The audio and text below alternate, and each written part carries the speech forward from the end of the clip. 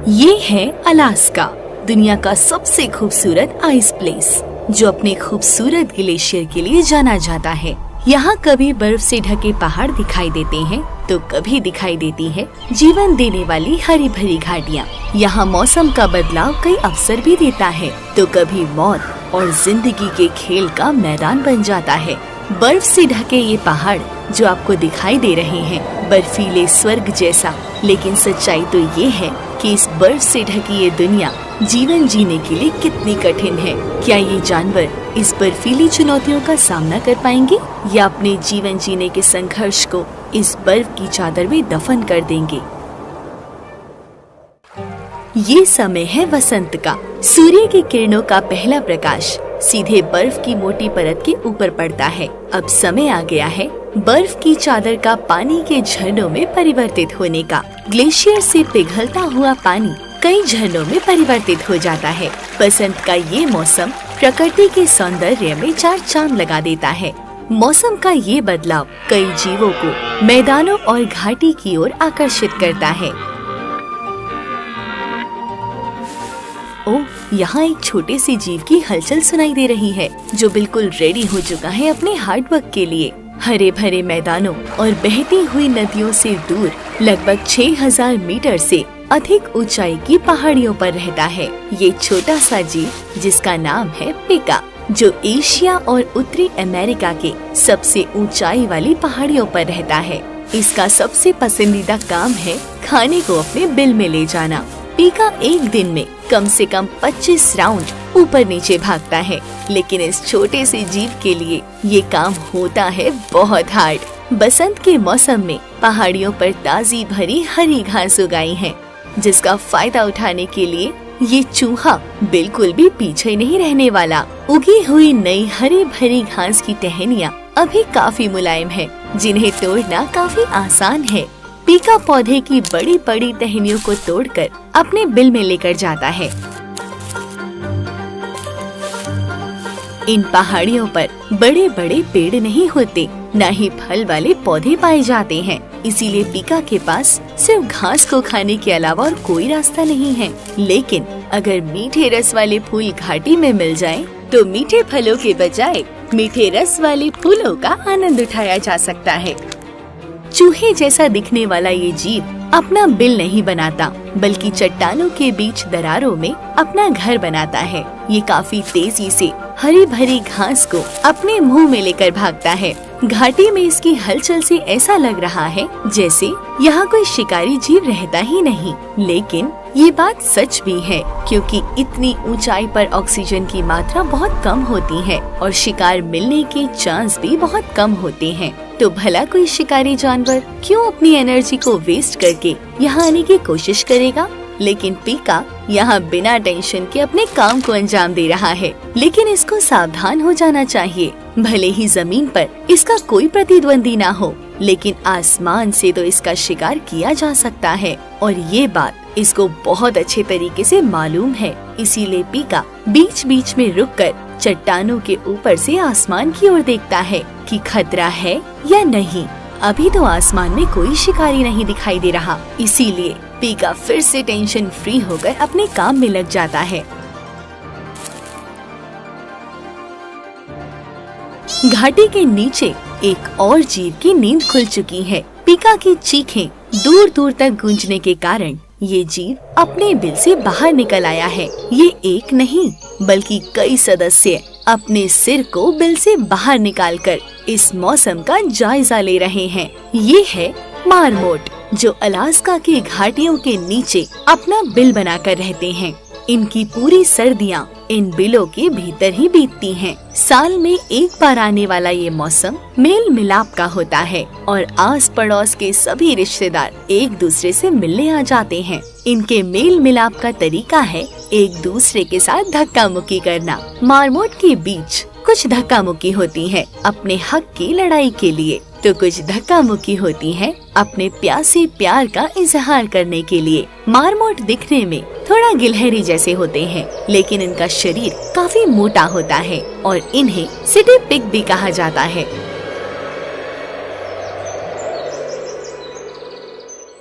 वहीं अलास्का की दूसरी तरफ मैदानों में भी हरियाली की परत जम चुकी है। बसंत के मौसम का प्रभाव यहाँ भी देखने को मिलता है। पेड़ों के नीचे छोटी छोटी धूप की किरणों की मदद से उग आई हैं फूलों की अनगिनत कलियां। फूलों से भरा ये मैदान पूरे वातावरण को मीठी सुगंध से भर देता है। इन फलों की खुशबू से लाखों कीट खींचे चले आते हैं। इस समय वातावरण इतना शुद्ध और स्वच्छ हो चुका है कि सूक्ष्म कीट भी नग्न आँखों से वातावरण में आसानी से दिखाई देते हैं। लेकिन अलास्का एक घर है ऐसे स्तनधारी का जो दिखने में होता है काफी शांत स्वभाव का, लेकिन ये उतना ही अधिक खूंखार और जानलेवा होता है, यानी कि भालू। अलास्का सबसे ज्यादा प्रसिद्ध है यहाँ की बियर स्पीशीज के लिए। यहाँ भालुओं की 3 प्रजातियाँ पाई जाती हैं, जिनमें ग्रिजली बियर यानी कि भूरा भालू, ब्लैक बियर और पोलर बियर हैं।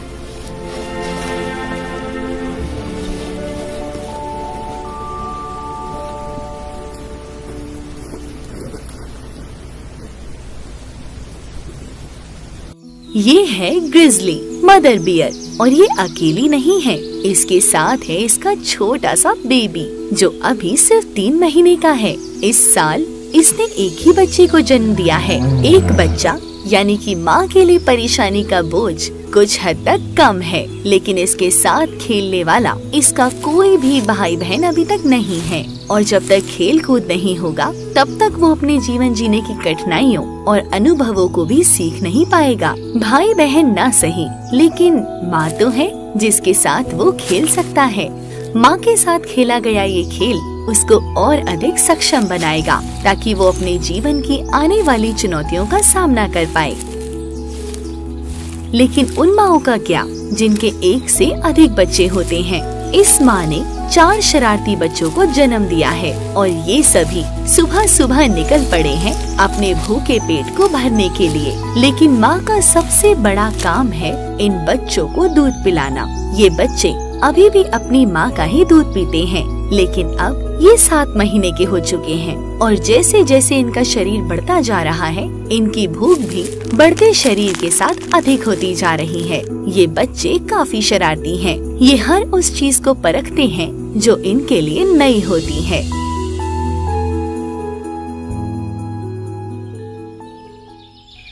अलास्का में इस समय पेड़ों पर पके फलों की भरमार है। यहाँ सिर्फ एक ही फल सबसे ज्यादा फेमस है जिसका नाम है बेरीज।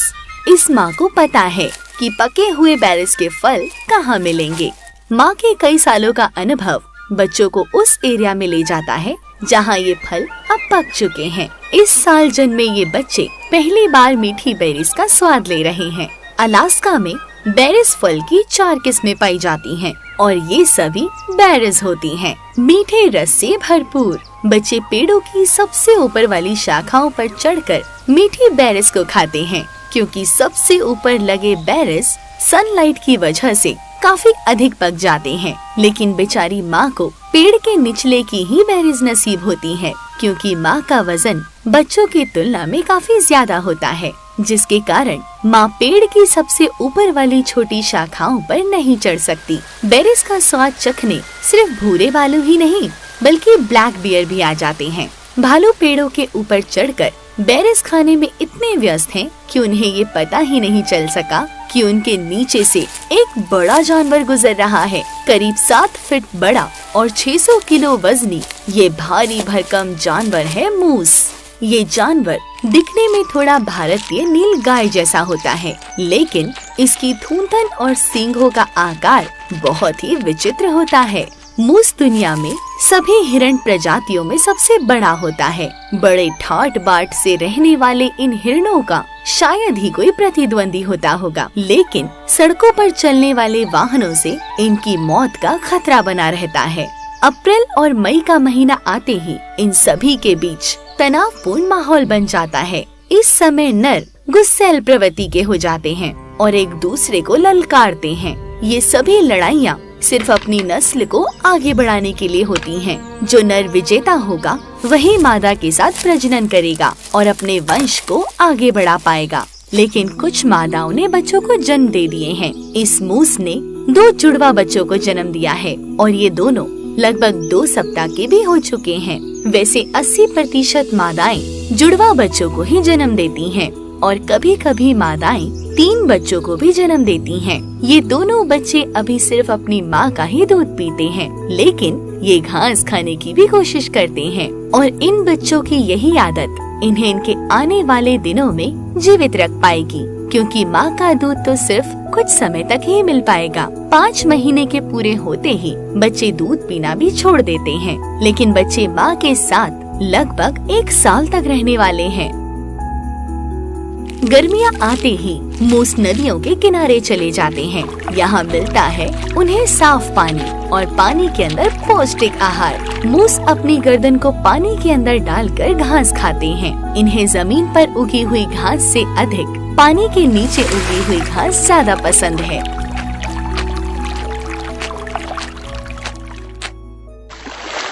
ऊंचाई से देखने पर अलास्का अफ्रीका के सवाना जैसा लगता है। दूर दूर तक फैले हुए घास के मैदान, जहां बाइसन के बड़े बड़े झुंड दिखाई दे रहे हैं। झुंड के बीचों बीच कई बछड़ों का जन्म हो चुका है। बाइसन के बछड़े मार्च से लेकर मई के अंत तक पैदा होते हैं। इतने विशाल झुंड में लगभग सभी मादाओं ने बछड़ों को जन्म दे दिया है। जितने ज्यादा बछड़े होंगे उतने ही अधिक ये सुरक्षित रहेंगे, क्योंकि इतनी सारी माओं की घेराबंदी के कारण इन बछड़ों के ऊपर कोई बुरी नजर भी नहीं डाल सकता। 6 फीट लंबा और 900 किलो वजनी एक नर बाइसन अलास्का के किसी जंगली जानवर को टक्कर दे सकता है। वहीं मादा नर की तुलना में लगभग 5 फीट ऊंची और 400 किलो की होती है। बाइसन एक ही जगह पर स्थिर नहीं रहते हैं, ये अपनी मौजूदगी को बदलते रहते हैं और ये समय है माइग्रेशन का। लेकिन माइग्रेशन से पहले इन सभी को पार करना होगा इस बहती हुई नदी को। बछड़ों के लिए ये अनुभव थोड़ा नया है और थोड़ा मुश्किल भी, लेकिन माँ बछड़ों को अपने शरीर से सटाकर नदी पार करवाती है ताकि बछड़ों का हौसला न टूटे।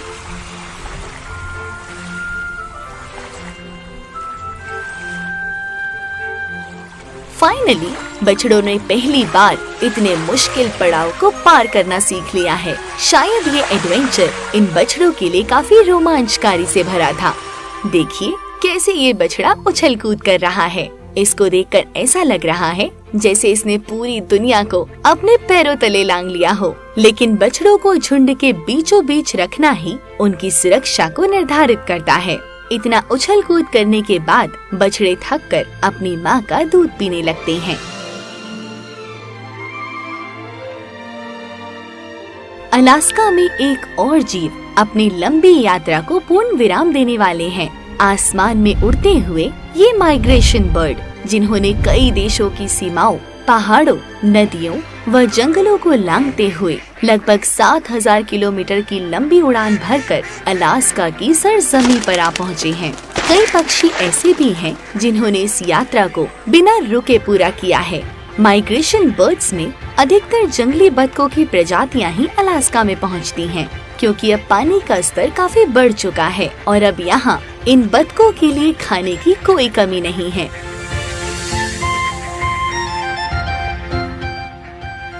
जुलाई का महीना शुरू होते ही नदियों में मछलियों के बड़े बड़े ग्रुप आसानी से दिखाई देने लगते हैं। इतनी सारी मछलियों को देखकर सभी मांसाहारी जानवर और पक्षी इन मछलियों की ओर खींचे चले आते हैं। इस समय नदी और झरने के पूरे एरिया पर सिर्फ सैल्मन फिश का कब्जा है और ये सभी यहाँ पर सिर्फ अंडे देने के लिए आई हैं। एक फीमेल सैल्मन लगभग 4000 अंडे देने में सक्षम रहती है। इन मछलियों में होता है बहुत सारा प्रोटीन।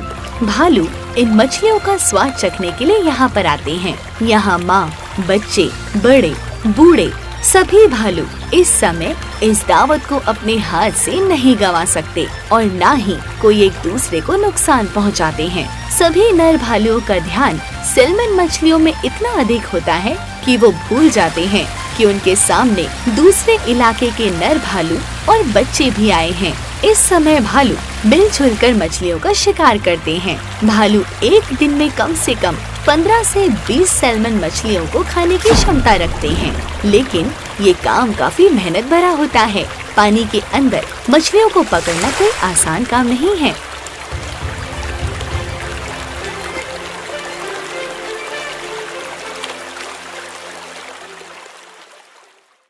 ब्लैक बियर अलास्का के सबसे इंटेलिजेंट भालू होते हैं। ये भालू उत्तरी अमेरिका के सबसे आम भालू होते हैं। इनका दिमाग इतना तेज होता है कि इंसान भी इनकी हरकतों से डर और सहम जाता है।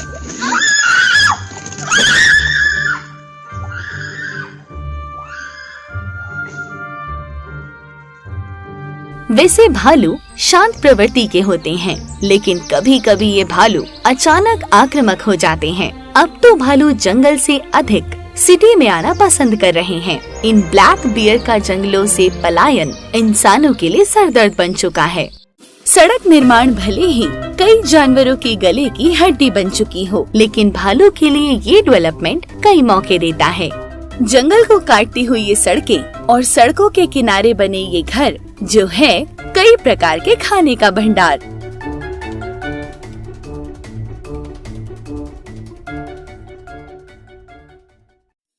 भालू के सूंघने की क्षमता इतनी अधिक होती है कि ये कई किलोमीटर की दूरी से खाने का पता लगा लेते हैं। जिन भालुओं के इलाके इंसानी बस्तियों के आसपास होते हैं, वो इन बस्तियों की ओर आने में बिल्कुल नहीं हिचकिचाते। अब तो भालुओं का कॉन्फिडेंस इतना बढ़ चुका है कि ये जानवर रात में ही नहीं बल्कि दिन के समय भी सीधा घरों के अंदर घुस आते हैं। ब्रेड्स और कूड़े के कचड़े में पड़े खाने की गंध इन्हें मजबूर कर देती है जंगलों से इंसानी बस्ती की ओर आने में। यहाँ तक कि ये भालू बड़े बड़े मॉल में जाने से भी बिल्कुल नहीं डरते। मॉल की देखभाल करने वाले वर्कर्स भी इन भालुओं को भगाने की कोशिश करते हैं, लेकिन भालू को वर्कर्स की बातों पर कोई असर नहीं पड़ता। फीमेल बियर हमेशा उस मेल ईयर के इलाके में रहती है जो उसकी संतानों के पिता होते हैं। मादा भालू को ये पता होता है कि उसके बच्चों की सुरक्षा वही नर भालू कर सकता है जो इन बच्चों के पिता हैं। अलास्का में भालू के अलावा एकमात्र भेड़िया भी है जो इन बच्चों को मार सकता है, लेकिन माँ से भिड़ने की हैसियत भेड़ियों के बस की बात नहीं है। भले ही भेड़िए इन्हें नुकसान नहीं पहुंचा सकते, लेकिन दूसरे नर भालू इन प्यारे बच्चों को मार सकते हैं। माँ सिर्फ नर भालू से लड़ने की कोशिश कर सकती है क्योंकि मादा भालू का साइज नर की तुलना में छोटा होता है। लेकिन इन बेबी बियर्स को बेवकूफ समझने की भूल ना करें। बेबी बियर्स को जैसे ही पता चलता है कि माँ उनको किसी नर भालू से बचा रही है, तो भालू के बच्चे भागकर सीधा पेड़ों के ऊपर चढ़ जाते हैं। उन्हें पता होता है कि 600 किलो वजनी नर पेड़ की छोटी छोटी शाखाओं के ऊपर नहीं चढ़ सकता। जन्म लेते ही भालू का दिमाग काफी विकसित हो जाता है, इसीलिए बच्चे पेड़ों के ऊपर तब तक रहते हैं जब तक मेल बियर वहाँ से चला नहीं जाता। जैसे ही नर भालू को बच्चों के नीचे उतरने की उम्मीद कम दिखाई देती है, तो नर भालू बिना समय बर्बाद किए वहाँ से निकल जाता है और खतरा टलते ही माँ बच्चों को पेड़ से नीचे उतरने का इशारा करती है, तो बच्चे पेड़ों से नीचे उतर आते हैं। अलास्का में मौसम का बदलाव हो रहा है। बहती हुई हवा का रुख भी ठंडा होता जा रहा है। लगता है सर्दियाँ आ चुकी हैं। धीरे धीरे आसमान से गिरती हुई बर्फ की बूंदें जो पेड़ पौधों की पत्तियों को धीरे धीरे अपने आगोश में लेती जा रही हैं। सब कुछ धीरे धीरे जमता जा रहा है और कुछ ही दिनों में अलास्का बन जाता है बर्फी स्थान। लेकिन यहाँ एक ऐसी शक्ति है जो अभी भी बरकरार है, वो है जीवन। सभी जंगली जानवरों ने इस चुनौती से निपटने के लिए अपने आप को पूर्ण रूप से तैयार कर लिया है। सर्दियाँ आते ही मूस जैसे बड़े हिरणों के सींग भी टूटकर गिर जाते हैं, क्योंकि इतनी बेहरम सर्दियों में नर के बड़े सींग के भीतर खून का संचालन बंद हो जाता है। तापमान लगभग -10 डिग्री सेल्सियस हो चुका है और शायद आगे आने वाले दिनों में टेम्परेचर और नीचे गिर सकता है। यहाँ जानवर खुद को इस ठंड से बचाने के लिए नए नए पैंथरों का इस्तेमाल कर रहे हैं। अब तो न घास है न ही पेड़ पौधों की पत्तियाँ बची हैं। अगर कुछ बचा है तो सिर्फ बर्फ से लिपटी छोटी छोटी टहनियाँ, जिन्हें जानवर बर्फ हटाकर खाते हैं। लेकिन उन जानवरों का क्या होगा जो पेड़ पौधे नहीं खाते। मांसाहारी जानवरों के लिए ये मौसम कुछ ज्यादा ही परेशानियां लेकर आता है। दूर दूर तक शिकार मिलने की कोई आशंका नहीं होती। ये है अलास्का की रेड फॉक्स, जो अपना पेट भरने के लिए इधर उधर भटक रही है। इस समय धैर्य ही मांसाहारी जीवों को जीवित रख पाएगा। पेट भरने के लिए अगर जल्दबाजी की तो शिकार भी हाथ से निकल जाएगा। रेड फॉक्स फिर से एक बार कोशिश करती है। बड़े धैर्य के साथ वो शिकारी जीव की लोकेशन का पता लगाती है और जैसे ही लोमड़ी को लगता है कि शिकार उसके नजदीक आ पहुंचा है, तो वो तुरंत उछलकर बर्फ के अंदर कूद जाती है। लेकिन इस बार इसकी कोशिश नाकाम नहीं हुई। अलास्का में बर्फ हर महीने 100 इंच बढ़ जाती है। स्नो सीजन लगभग 5 महीने तक चलने वाला है। यहाँ वही वाइल्ड एनिमल सरवाइव कर पाएगा जिसने पिछले साल की सर्दियों में खुद को जिंदा रखने के गुण सीखे हों। अब समय आ गया है इन खूबसूरत जानवरों को इनके हाल पर छोड़ने का, क्योंकि आने वाला बसंत का मौसम फिर से इन जानवरों में नई उम्मीद को लेकर आएगा। इसीलिए मैं काजल शर्मा आप सभी का धन्यवाद करती हूँ। अगर आपको ये वीडियो अच्छा लगा है तो वर्ल्ड एक्सप्लोर वाइल्ड चैनल को लाइक और सब्सक्राइब करना बिल्कुल ना भूलें। आपसे फिर मुलाकात होगी एक नए एपिसोड के साथ। तब तक के लिए धन्यवाद।